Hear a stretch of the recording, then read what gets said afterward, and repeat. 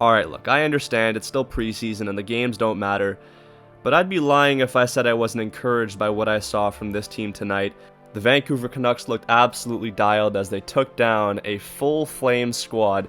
They weren't missing a single forward or defenseman. The only person that wasn't there was their goaltender, Dustin Wolf. This was more an audition for the backup between Devin Cooley and Prosvetov. And I think it's pretty safe to say that both goaltenders weren't that great. The Vancouver Canucks handled them easily, scoring 8 goals over the course of 3 periods. The Canucks did have a lot of their star power in the lineup, but they were missing some notable names, such as Evander Kane, Phil Heel, Braden Coots, Jonathan Lekarmaki.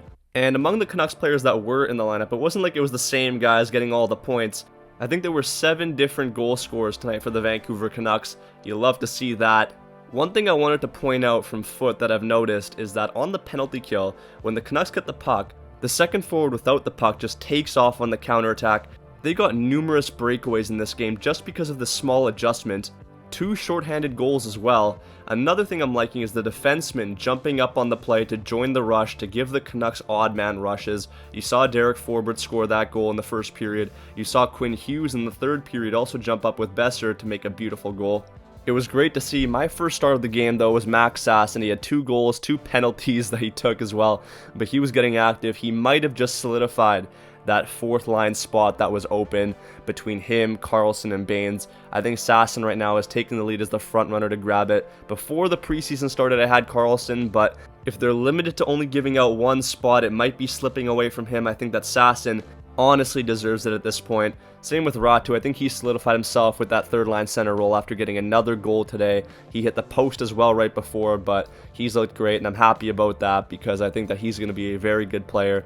But yeah, with that being said, let's talk about the game.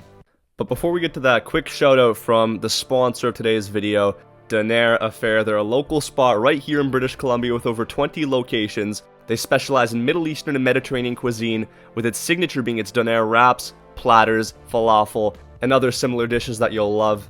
And I'm gearing up with them this upcoming Canucks season because honestly, they're becoming one of my favorites. I always go for their chicken and beef wrap. It's loaded with fresh veggies, creamy tzatziki, garlic, and hot sauce. Just beautiful stuff. I'm telling you, you have to try it. And here's the best part. If you stop by and let them know you came from my videos, you'll get 20% off your final order.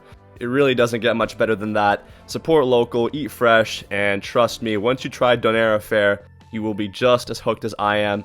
I'll leave a link with their locations, check them out, they're all over BC. But with that, let's get back to the video. So early on, and here's what I'm talking about. Pettersson takes a penalty, Canucks to the penalty kill. Sherwood strips the puck, and immediately O'Connor is running to the center of the ice to see the open space. He gets a pass on a breakaway, he can't get it by Prosvetov, but still love to see it later. It's the Canucks on another breakaway. This time it's Quinn Hughes to Brock Boeser, who goes in and makes no mistake, fires it by Prosvetov to make it 1-0 for the Canucks. Lankinen has to make a great save here on Huberdeau, who gets a breakaway. And then it's Vancouver to the power play, Quinn Hughes over to Elias Pettersson, and that shot right there, that is what I want to see every single game this upcoming season. Petey's looked great through the 2 games that he's played. Hopefully he can keep it up and keep getting better as the games go on. But again, love to see where he's at. Tyler Myers gets a puck later on from the blue line, fires one off of a flame, and it goes by Prosvetov to make it a 3-0 lead for the Canucks. But that's not it. Derek Forbort jumps up on this play here, another Canucks penalty kill. Connor Garland feeds it to him, and he makes no mistake to make it 4-0 for Vancouver as we head to the first intermission. The Flames in the second score a goal that is very offside, but it counts and it doesn't really matter, so give it to them.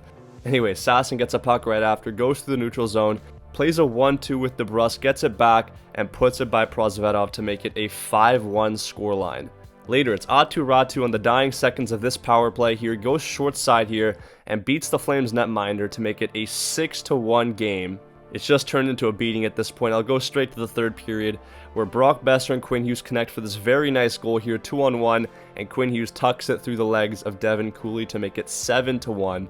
But that's not where this game ends. Another 2-on-1 here. This time it's Arshdeep Baines and Max Sasson. Baines with a nice play here. I take back my words. He actually played pretty good today, despite what I've said about him in previous videos.